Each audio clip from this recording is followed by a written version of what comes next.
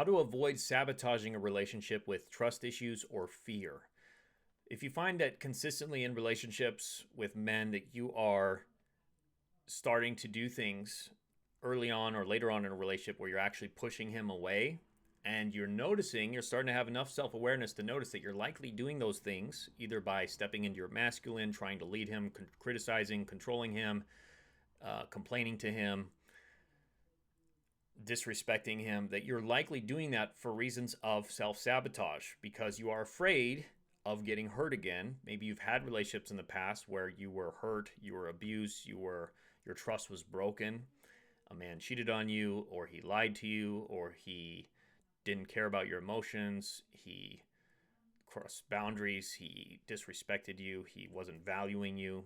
So all these situations, which are totally understandable, that you would have trust issues or that you would have fear towards a man that is new in your life, and you try to make everything a red flag. You may be painting the green flags red and saying, oh, they're actually all red flags. I don't know what his intentions are. I don't know what he's doing. This is actually could be a bad thing what he's saying. Even though he says he loves me, that maybe he's just trying to control me. Maybe he's just love bombing me. Maybe he's getting ready to seduce me into a situation where now he's going to then break my trust, where he's going to then cheat on me after I care for him and after I do all these things, and then he's going to leave me and then he's going to hurt me. So it's totally normal to have those fears. Every emotion is valid. There's no bad, ugly emotions. There's only ugly behaviors, and there's potentially ugly thoughts behind the emotions. But the emotion itself can be beautiful and it can be useful. We want to look at it.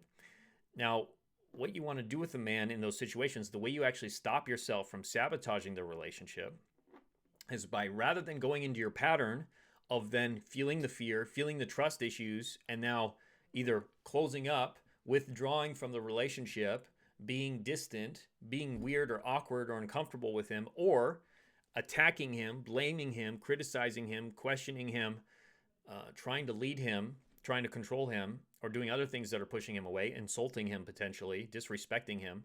Rather than doing either of those things, instead what you want to do is vulnerably share your feelings. I know it's going to be scary. It takes trust. So one thing that can help with doing this, I'm going to teach you how to do it, but also to get prepared to do it, is look at what is the fear costing you. Yes, you've been hurt before. Yes, you've had trust broken, likely. Now, if you continue to operate from that all men are going to do that to you again, that's the way your life is, that it's always going to happen at some point, you're basically put yourself in a situation where you can never win. You can never actually have a healthy, happy relationship with a man because you're constantly going to be replaying your fears and the what ifs of what his intentions might be or what could go wrong. So instead, you have to look at what is that fear costing you, also to get both sides, to get perspective. What is the fear costing you? What are you missing out on because of the fear or because of the trust issues? How is it costing you to have a happy relationship? How is it costing you to actually not see when a quality man is in your world, that he's actually going to be a great man who actually wants to care for you, but you keep painting the green flags red and telling yourself stories that he's trying to hurt the relationship, or he's trying to hurt you, or he's going to abuse you in some way, or he's must be a narcissist, or he must be he's coming on too strong, so he must be wanting to do something bad to you later on. So you're costing yourself all these potential great experiences. You're costing yourself a future. You're costing yourself having a great relationship if you continue to operate from those fear-based memories and fear-based programs and trust issues. Again, it's fine to have them, but you want to look at how that's also limiting you if you continue to operate from that way. And then to look at the other side of it, what's on the other side of moving past the fear? Just again, like my hat here, faith over fear. When you have faith and you believe that it's possible to have a great relationship, what's possible for you then?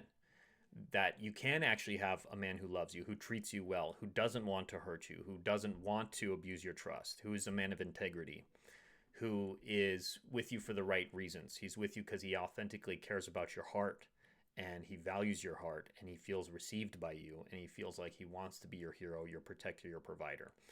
That's all waiting for you on the other side of the fear. That's just like this golden, beautiful home that you can step into if you actually just are willing to walk towards it and actually go through the fear, go through what maybe is scary, like tunnel of bushes and brambles that you're walking through to get to the house of the beautiful openness and love that is awaiting you. So that'll help you to move past the fear, to do that as a thought experiment and to feel what that feels like, what it's costing you to continue to hold on to the fear, and what's waiting you, the pleasure that's waiting you when you get on the other side of it, and actually to have a man who treats you well. So now, how do you do this? When you're with a man, the fear is still going to come up. It's still going to be normal. You have these issues. You've had these things happen in the past. And the way you let go of them controlling you and sabotaging the relationship is you share them vulnerably. So you'd say something with a man like, may I share something with you? And he'll say, sure. And say, I'm feeling fear. I feel fear. And he'll say, why do you feel fear? And you'll say, likely he'll say this if he has any care for you, but you have to be detached also from the outcome. Whatever he may say, whatever he's going to say.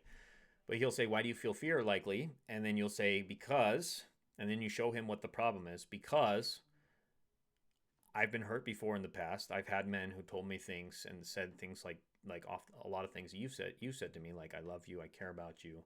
And I got hurt from them. And my fear is I'm telling myself a story that I may get hurt again, or that I may get in a situation again where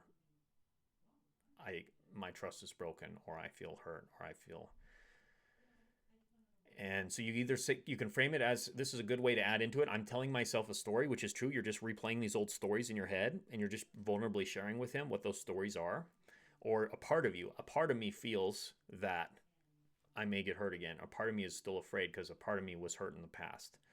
And I don't know what to do. So you can even end it with, I don't know what to do. And I don't know what to do. I need help.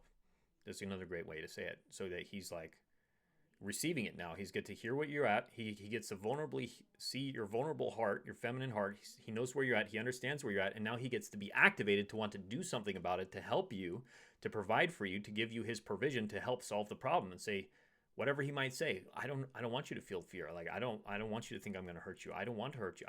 I do not want you to get hurt again.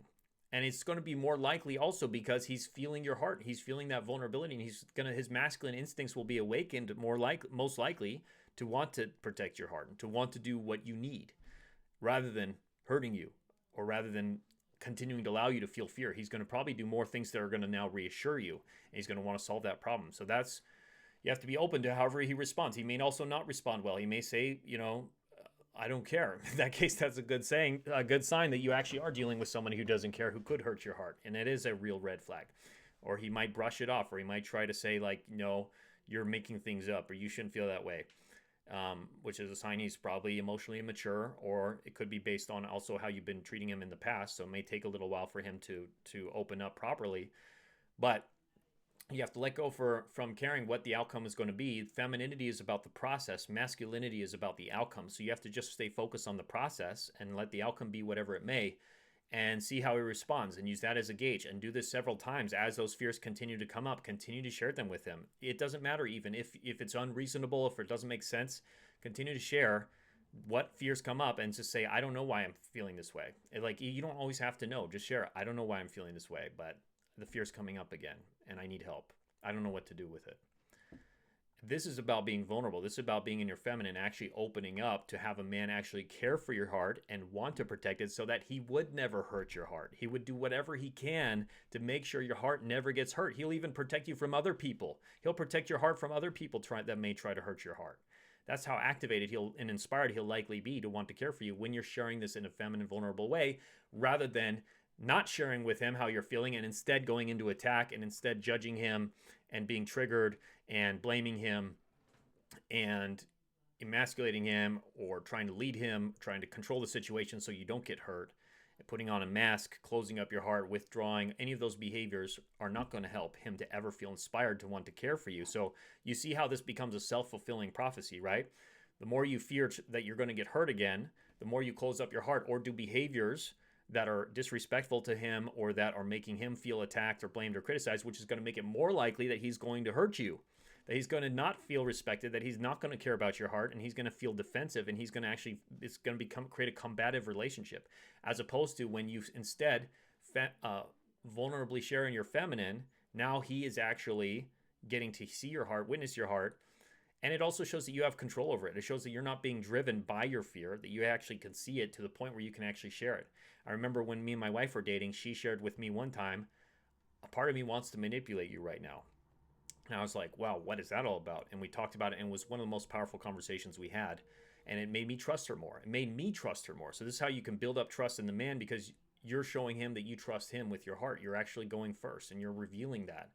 And again, you get to see how he responds, and you don't have to continue. If he doesn't respond well and he's not treating your heart well based on being feminine and vulnerable and sharing that in the right way, like we're teaching here, you have to be willing to set a boundary with yourself and step away and say, like, I need to get space. I am feeling triggered right now. I need to step away for a bit, or I need to leave, or I can't have this conversation right now. I need to go. So that's basically you setting the boundary with yourself. You're still not attacking him or telling him what to do, like, stop talking to me like that, or don't do that, or get away from me. Instead, you're setting the boundary with yourself and saying, I need to go. I need to detach. I need to protect my own heart because I'm a worthy woman, and I'm not allowing myself to be in a situation where my heart's not cared for. After you've consistently done this, that's what you're sharing with him without attacking him and blaming him, which then allows him also, it allows you to set a boundary with yourself to get space that you need, but it also can inspire him then to also see your value and never want to do that again, and never want to be doing the thing that was hurtful to you again, because now he sees you're not willing to stand for that. You're not willing to just take it. You're actually a worthy woman who's willing to walk away ultimately, which will make him value you and make him much more attracted to you as well. So again, a lot to unpack in this video. Watch it again if you need to. I hope this was helpful. Much love, and look forward to talking to you more in our next powerful trainings. Bye-bye.